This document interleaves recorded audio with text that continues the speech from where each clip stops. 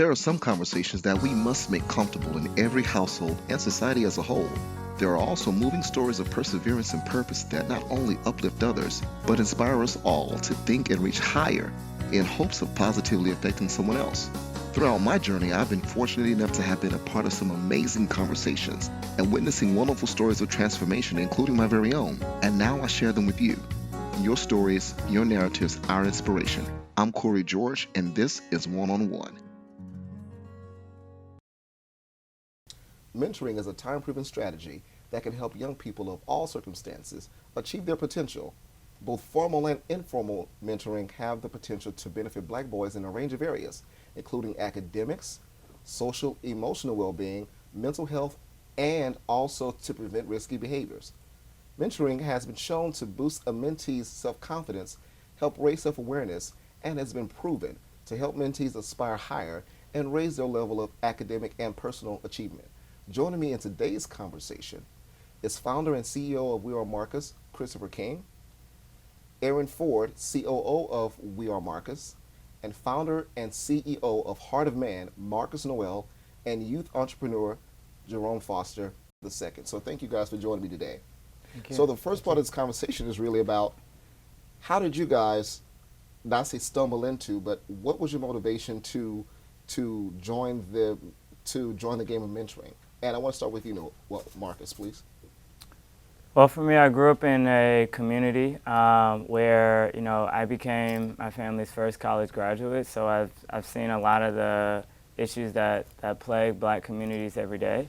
And when I looked over my life and I realized how I was able to transcend those situations where folks taking me under their wing and truly just giving me game and believing in me. And so I always said when I had an opportunity to pay it forward, that's what I would do. So upon graduating Morehouse and coming out into the work world, my first job was at JP Morgan. And so when I was in the corporate space, I realized, I was like, man, there's not many people here that look like me. And one of the first things I was seeking was that mentor. But in an environment like that, no one really cares. And there aren't people there that look like me. So that was always something that I realized, when I have the opportunity, especially professionally, because generally there's a culture shift that happens when you leave your home environment and you go off into the real world, where there needs to be a form of bridge building or closing the gap, rather. And so for me, I always wanted to do something creative, and I wanted to, pave the way for other young people and just lead by example and kind of share some of my tough, learned lessons and experience with the young people and pay it forward. So that's really how I got into the game. So without having a mentor, how do you think that your life would be different today, if you could even think about it now?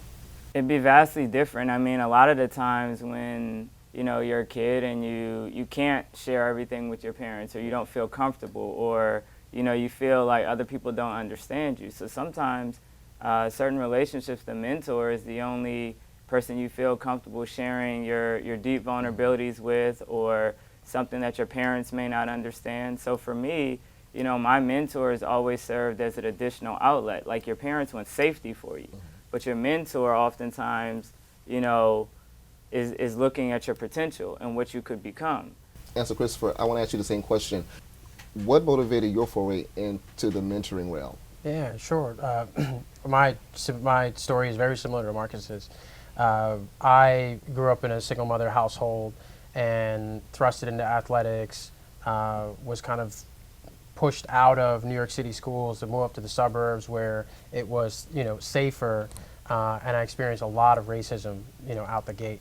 And part of that story is in my high school advisement meeting with my guidance counselor, I was told very clearly I should not pursue a four-year education.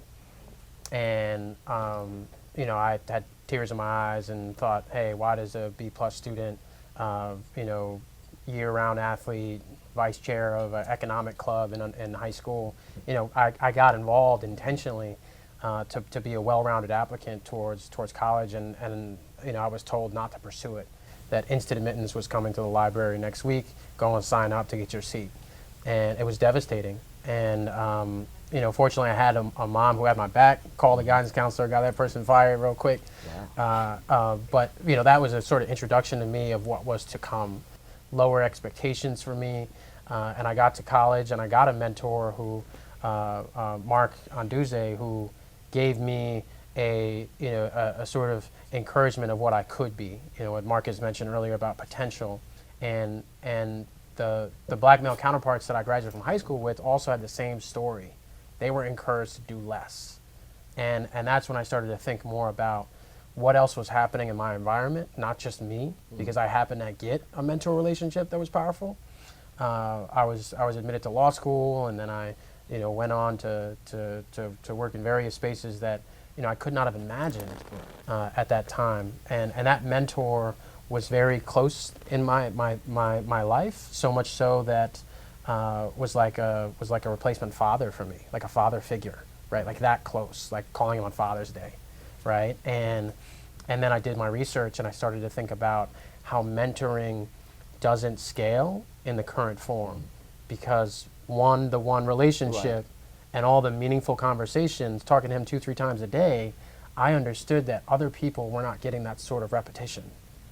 And that's where we fall down with the spectrum of mentoring, right? Which is like, some people have an okay mentor, some people have an amazing mentor. I can say that there's no way I'd be doing this work if I didn't have that quality relationship. And I thought critically about the 24 million fatherless households throughout the country, the 16 million missing mentors in the country. That made me start to think about technology and how we scale this mentoring effect. And that's what We Are Marcus is out to do, is to touch more homes in less time. Well, and so I want to ask you, going back to something you said about being encouraged to do less, in your opinion, because you went through that, why do you think that was? I'll answer it simply. I think there was just a lack of representation in my community on black excellence, period. Like what it looks like for black men, right? Black women, yes, going to college, doing things in AP, Gov, doing all the things.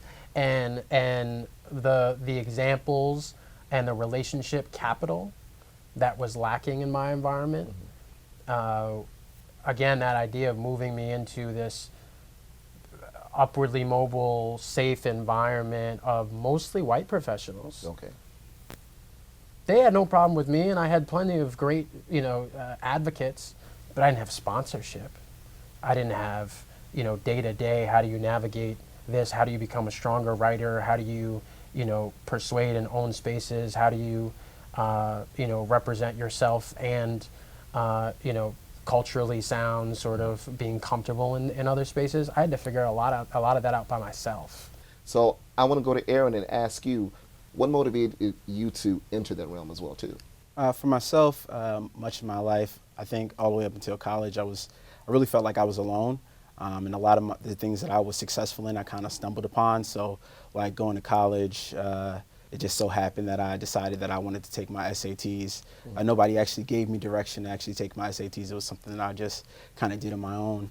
And it really was, I also was an alumni of the child welfare system as well as the juvenile justice system. So when you talk about low expectations, I have a story of a police officer actually telling me that I would never become anything and that he would expect to see me throughout the course of the rest of my life.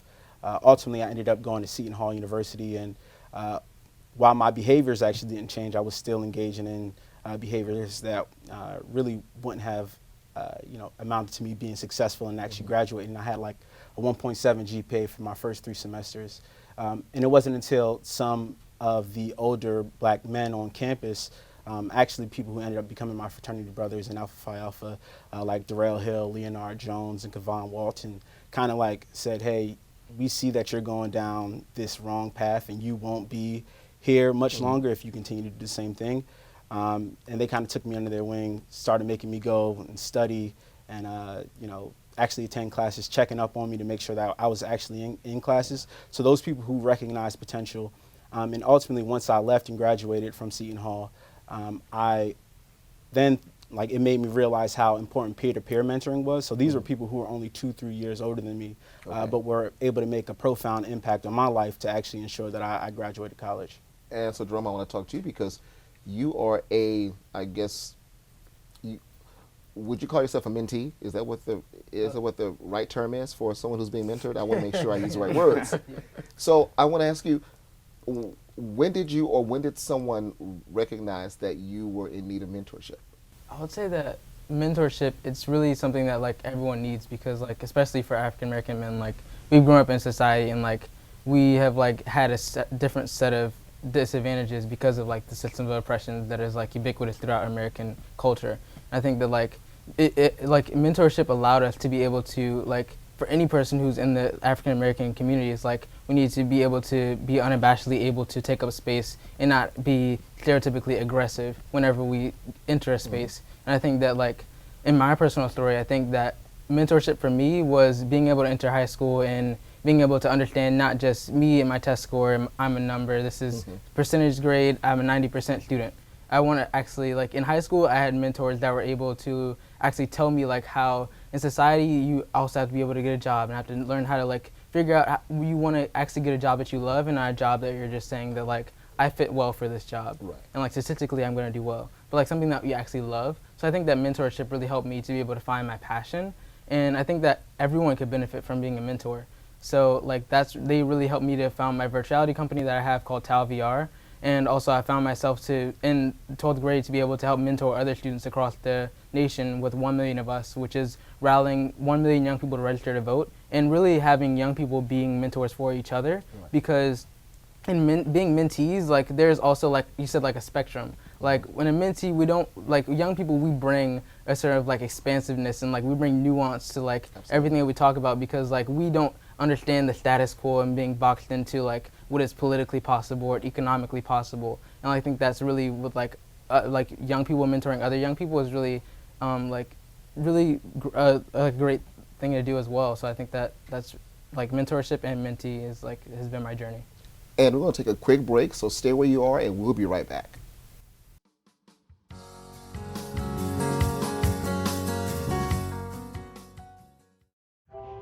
Most of my family, they never graduated high school or even let alone go to college, so I'm trying to break that barrier. My daughter Brooklyn was also a motivation for me to go back to school. It's been so amazing to be able to give our child the life that we kind of pictured us having, even though we didn't really have that.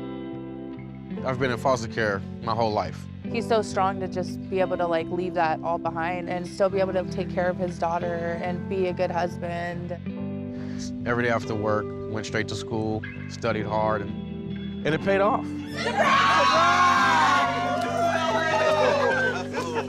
I could not have done it alone. We've been through so much in our life, and he never used that as an excuse, but as motivation to do better. I see the future is really bright for me. The high school diploma is just added to the confidence, and now I feel unstoppable. Find free adult education classes near you at finishyourdiploma.org.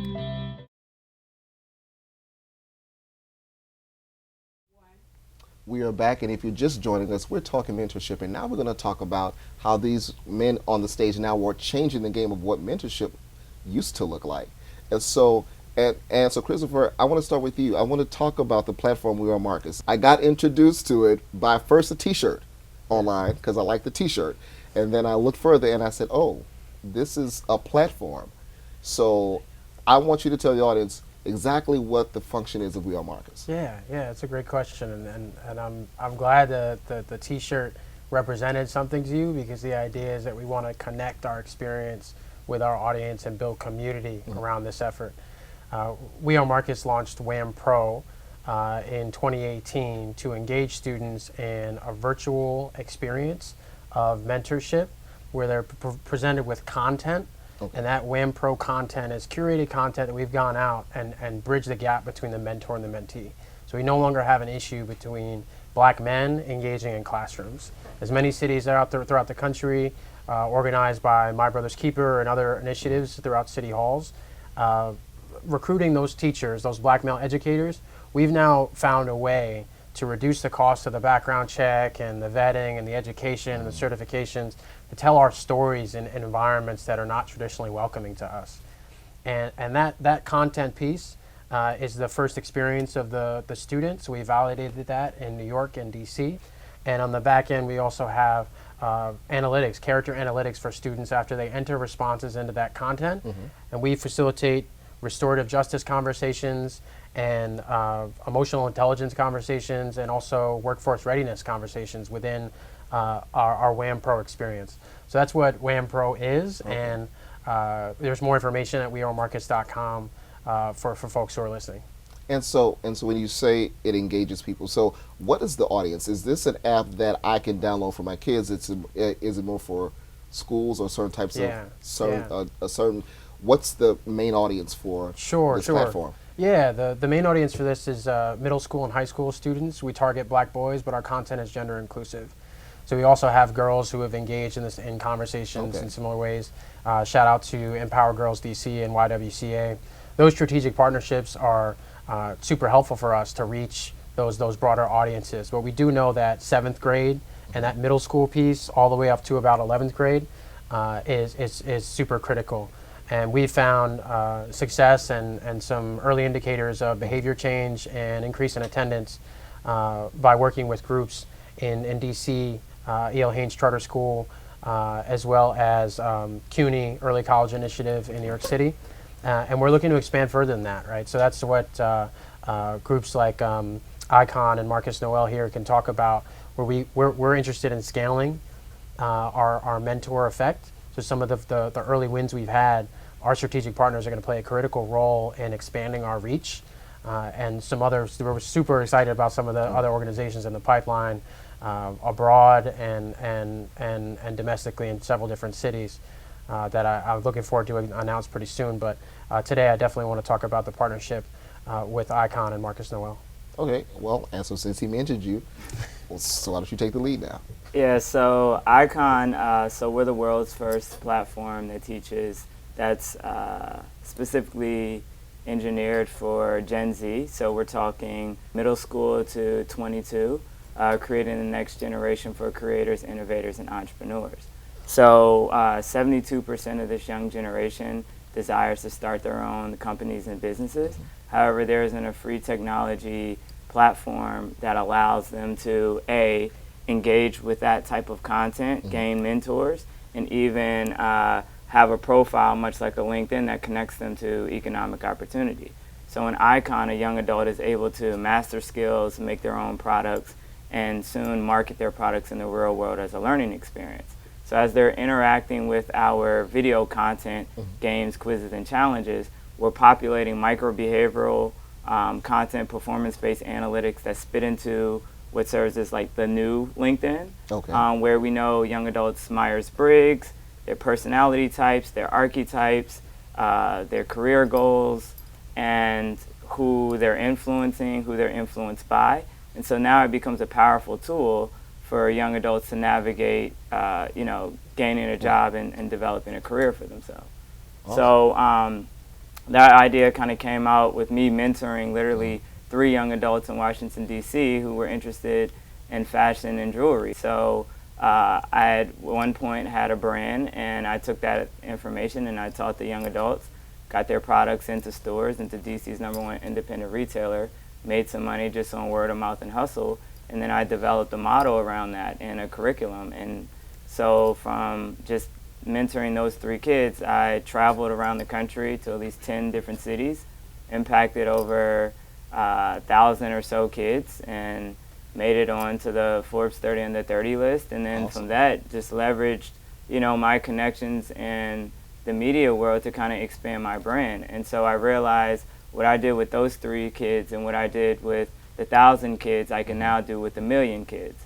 And so my focus now is really growing and scaling out, a huge model for these young adults to empower them with the tools, mentors, and resources to make it out here. So we most recently just signed a multi-year deal with Forbes to bring industry mentors to our young adults.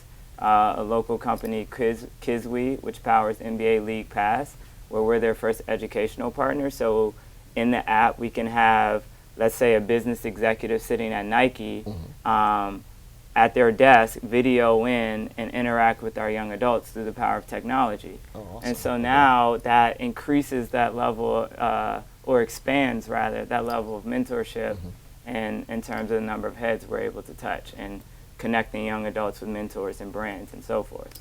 And so how I came across Jerome, actually, one of our programs, the World Series of Entrepreneurship, is a platform that allows young adults to pitch their ideas for up to $20,000 in scholarship and seed funding for their ideas, and Jerome was one of the winners. So Jerome, can you tell me how the pitch competition changed your life?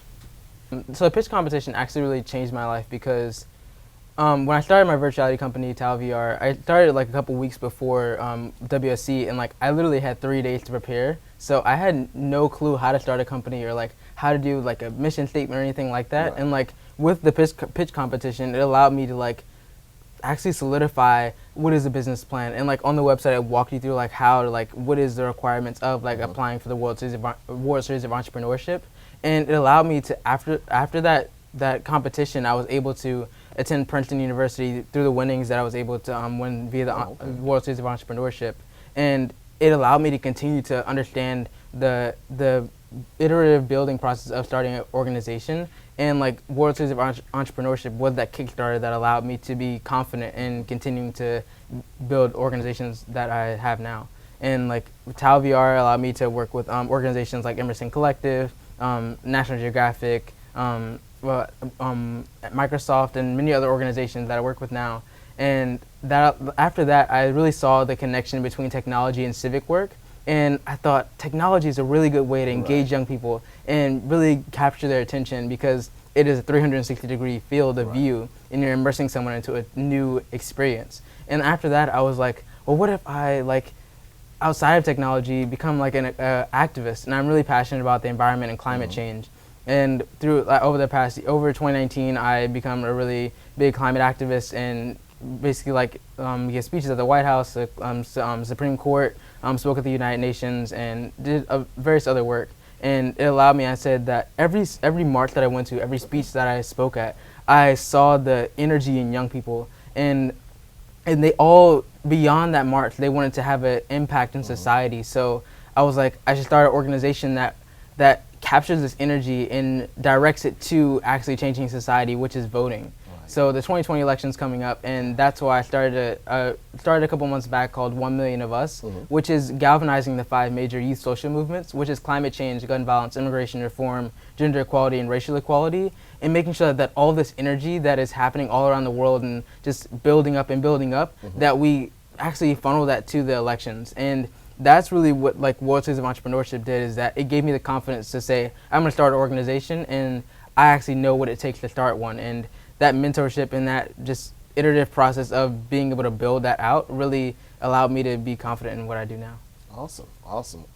And so I'm highly encouraged by what I see from the young people and how they're galvanized now. Yes.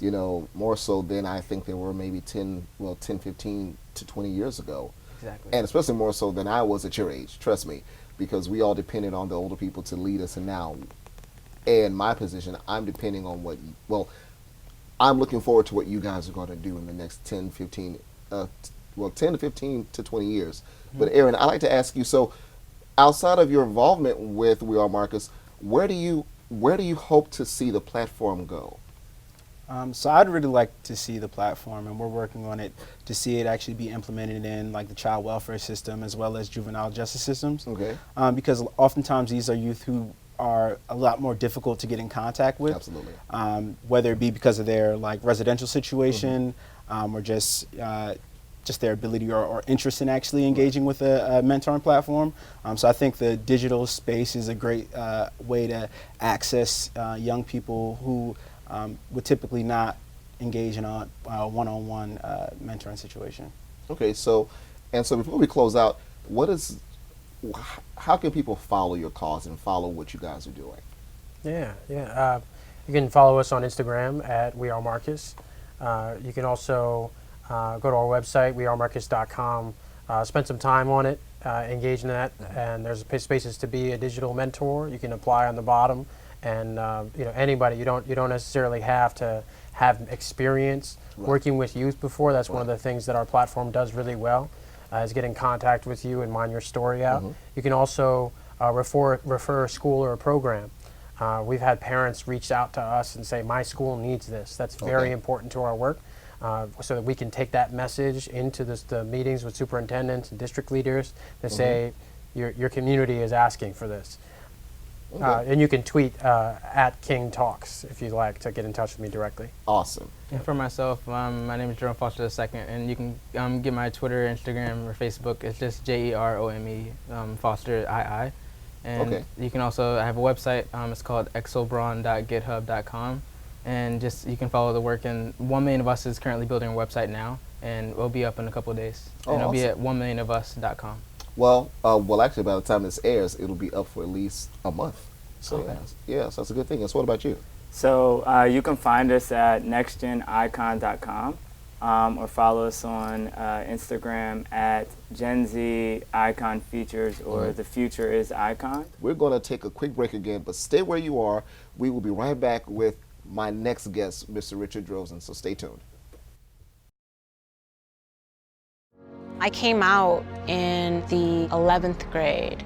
Nobody was embracing you. The kids were cruel. It was very difficult to be gay. Not completing high school is more of a social thing than it was an academic thing. And even though all these years have passed, I still had that longing to have my diploma. I have a mentor, Maria, and she convinced me to continue my education. Just never judges. She's a true role model. From the depths of my heart, I thank you, Maria, for being a friend and a beautiful person. No one receives a diploma alone, and I'm honored to share this moment with you. Thank you. If you're even considering getting your high school diploma, go get it. You can do it.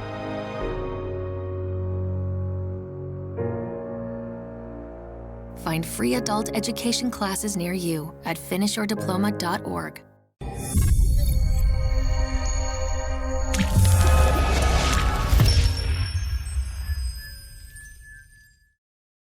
I'm so excited to speak to my next guest. Most of us at one time or another struggled with job searching, changing careers, and putting together the perfect resume. And so career coach and resume writer Richard Drosin joins us to give us some of his best advice. So thank you so much for joining us today. It's a pleasure to be here. So explain to people, what is a career coach? So a career coach is someone that actually helps you get to that next level. It's someone that is what I'd like to call your accountability partner. Okay. Because at this point, you've come to the career coach because you know you need assistance. You know that you cannot do it by yourself at this particular time, and you need that extra push.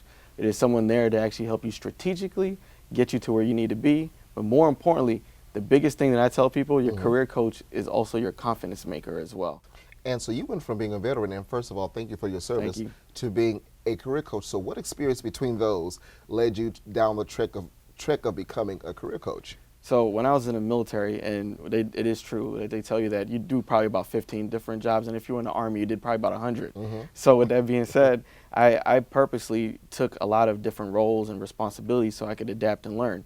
And one thing that I did was there were mandatory classes that I was supposed to take when I got out of the military. It was TAPS courses, but there were classes that were supposed to help you tailor your resume, get you ready for the civilian sector.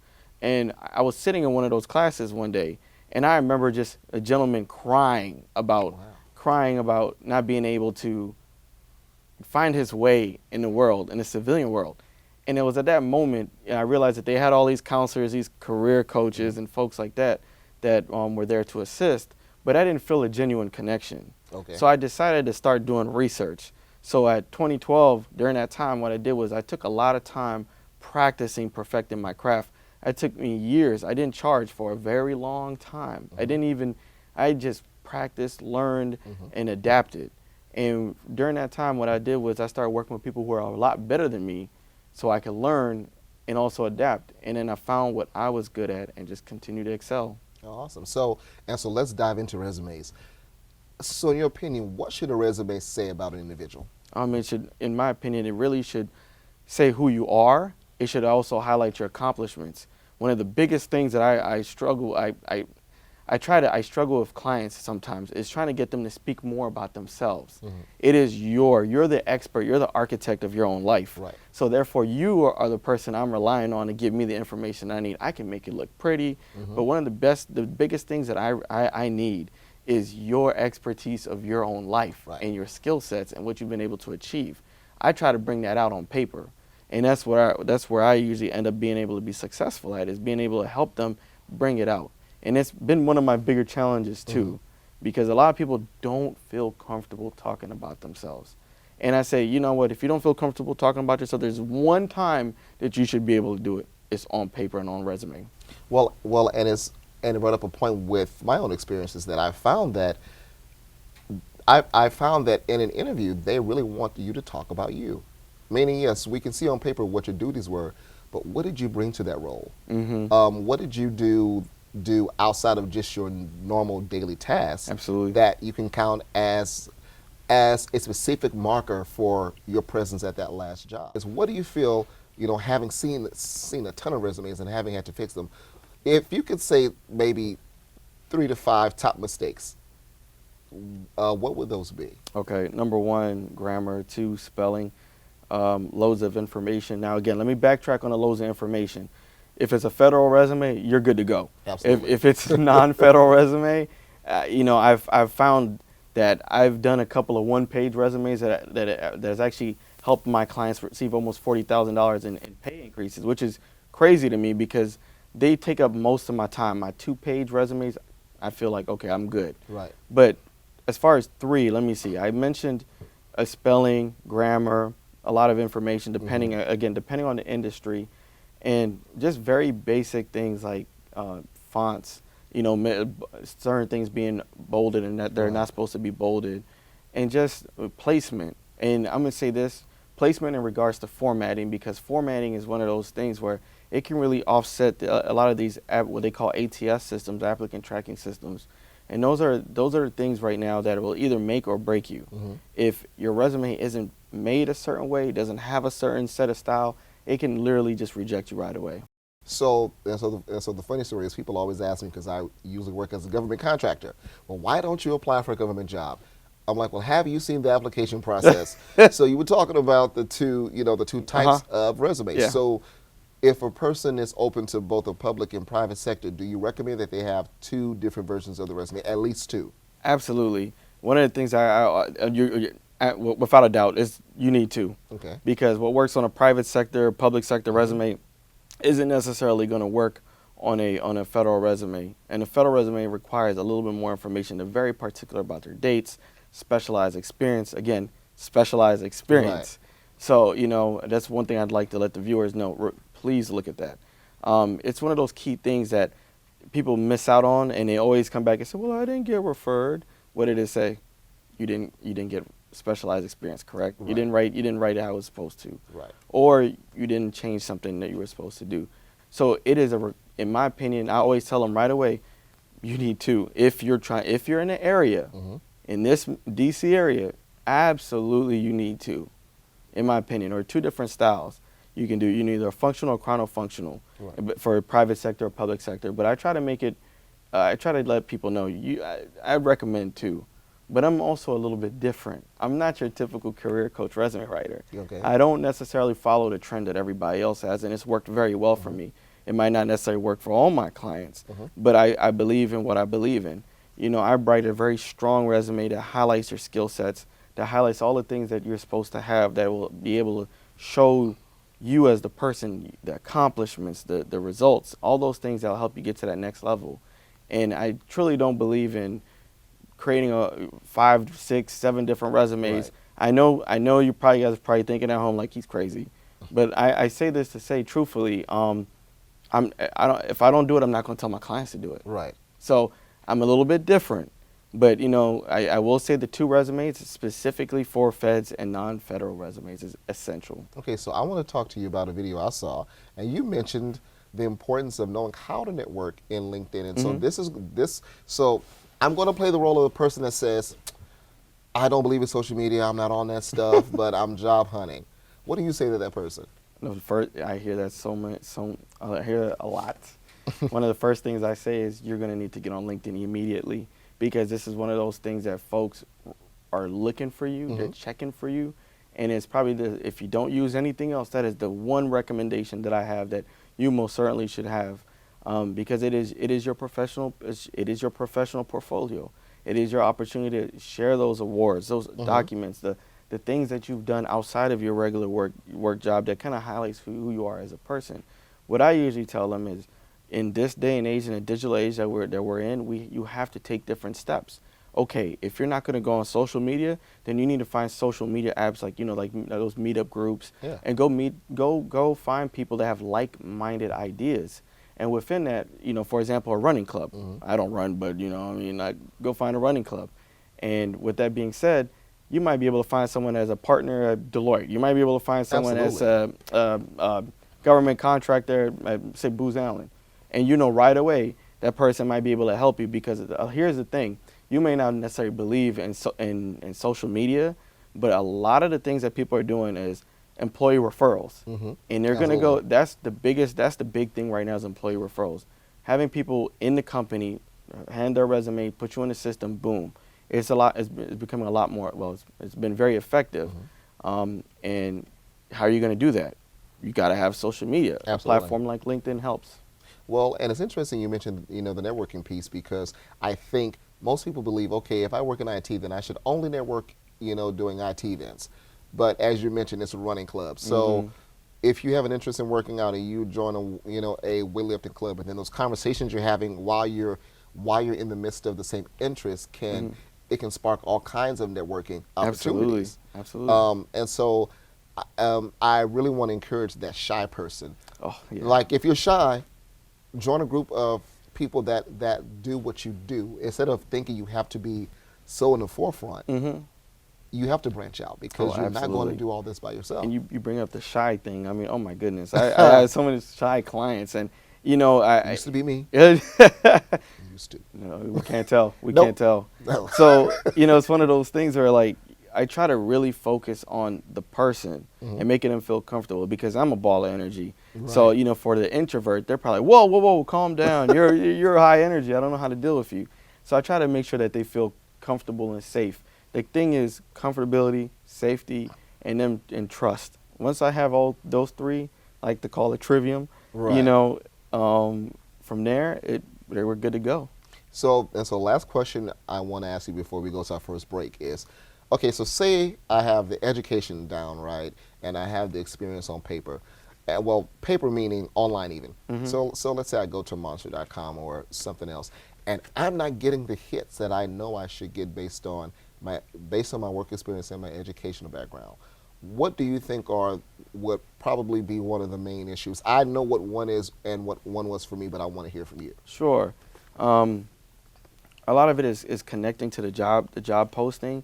But what I want to say is, when it comes to things like that, whether not having experience or not having, you don't necessarily meet the qualifications, or you should have got the job because you had the qualifications, or you're missing something. I will definitely say that adding things such as freelance, adding things that you do, like nonprofit organizations that you're a part of, whether you're part of a brotherhood, sisterhood, you name it. If you were an officer in one of those organizations, or you did something, okay, say for example, you joined a fraternity and you were like a membership liaison, whatever, right? And at that particular time, your focus is recruiting. Right. And then, but your whole background has been as secretarial work, and you're thinking, how do I go from secretary to a recruiter? Absolutely. Like, okay. In each one of your jobs, you probably had a component of HR.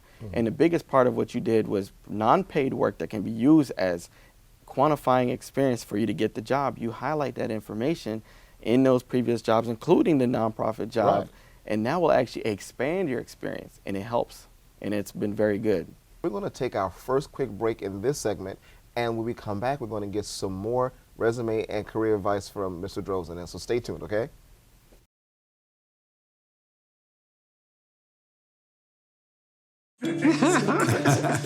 We've been married about 15 months, and we happened to meet on the internet, by the way. At first, I was like, I don't know, maybe he's from Chicago. He might be a slick. And we got to talking, and I realized he was a man of integrity. This is the best age ever.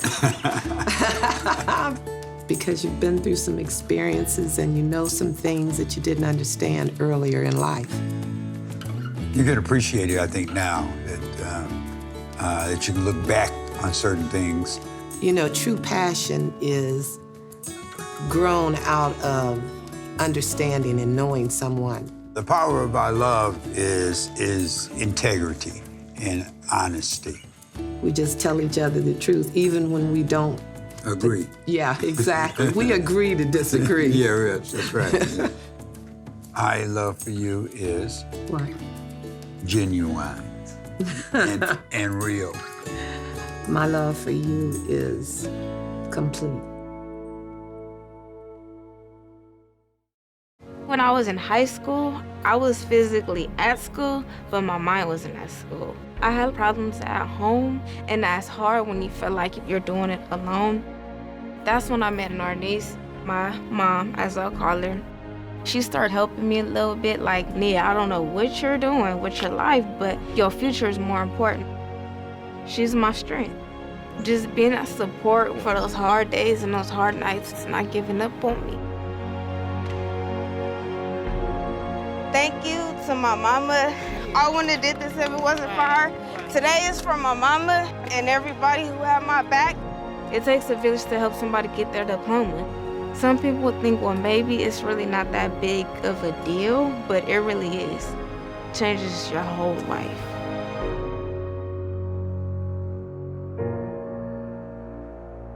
Find free adult education classes near you at finishyourdiploma.org.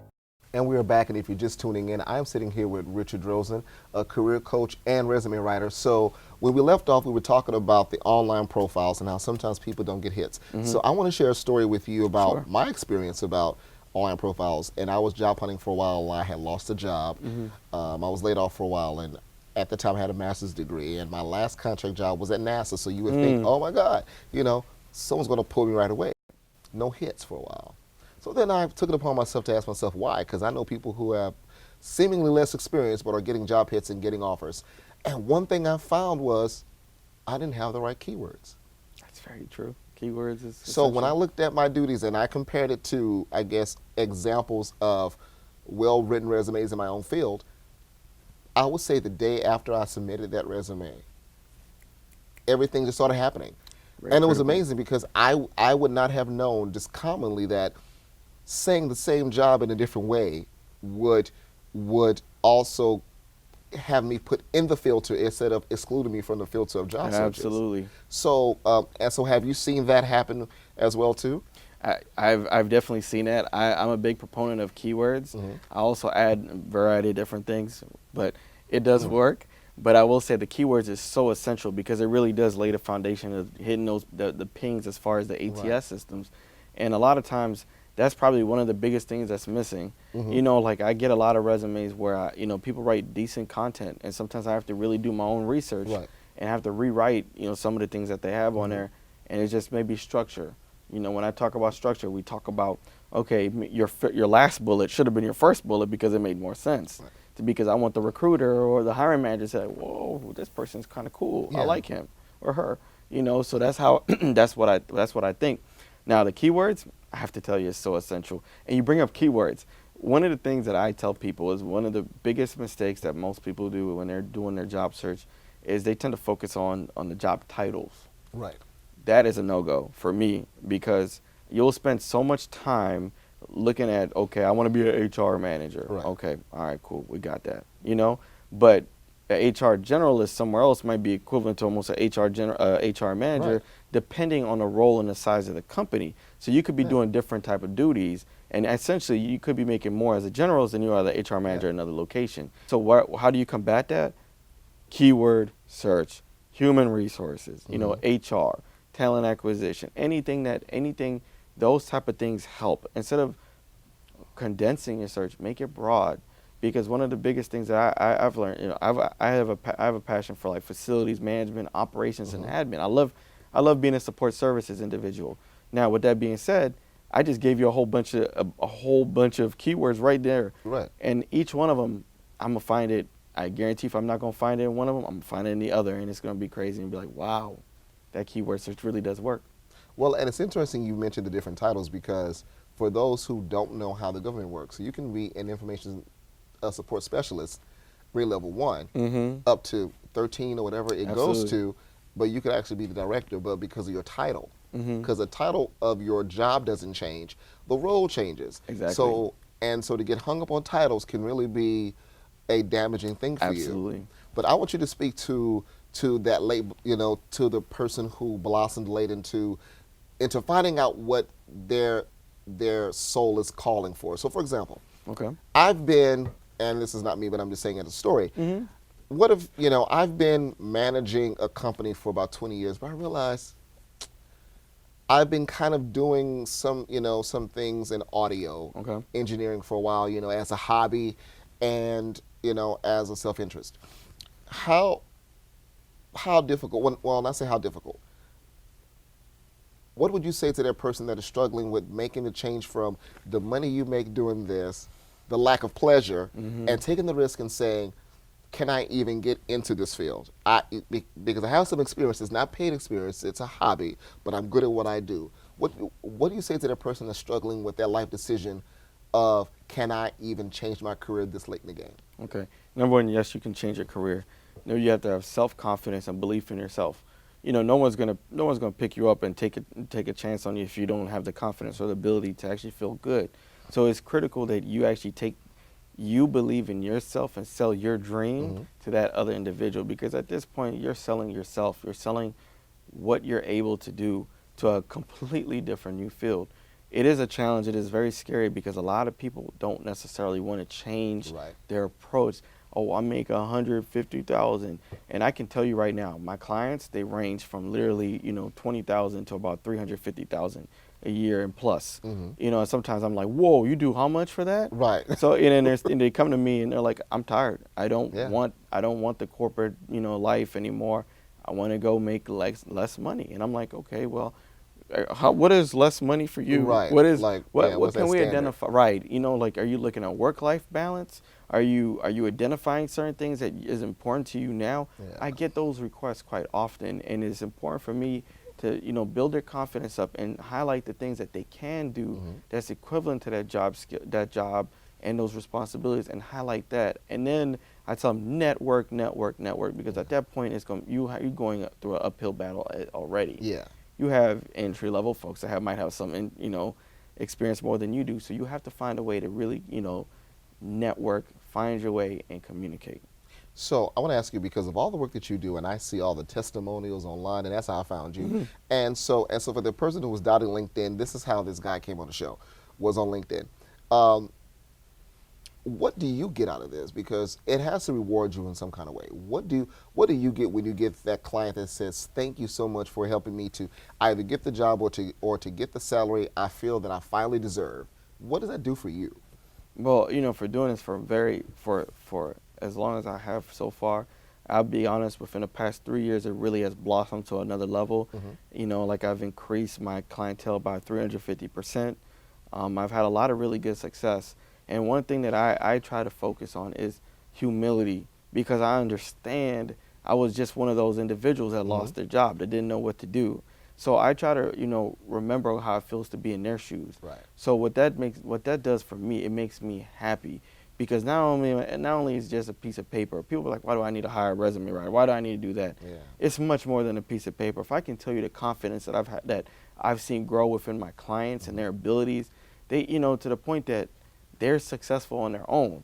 I love repeat customers, but I almost wanted to get to the point where you don't need me. Absolutely. I get satisfaction if you're like, what, I trust you so much, I just want to pay you. That's what I get. And I'm like, okay, well, that's fine. But I love helping. For me, what I get out of it is pure satisfaction, knowing that I'm using the passion of what I have to help people achieve their goals and dreams. I didn't think it was this attainable. I didn't think, I was, people always told me, you have a gift. And I said, well, I don't know what that is, but I like doing what I do. I don't want to make it big to the point that I don't enjoy it anymore. And I have it at a point where I am enjoying it. I enjoy what I do. And, you know, I'm always going to praise my clients. I'm always going to share my story.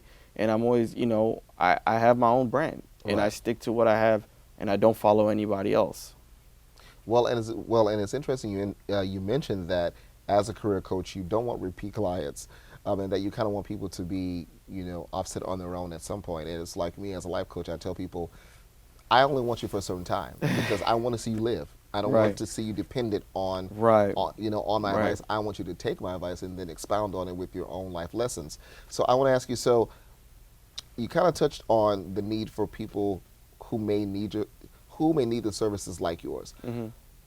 Do you identify at a certain point where, so for example, at what point should a person say, I think I need help?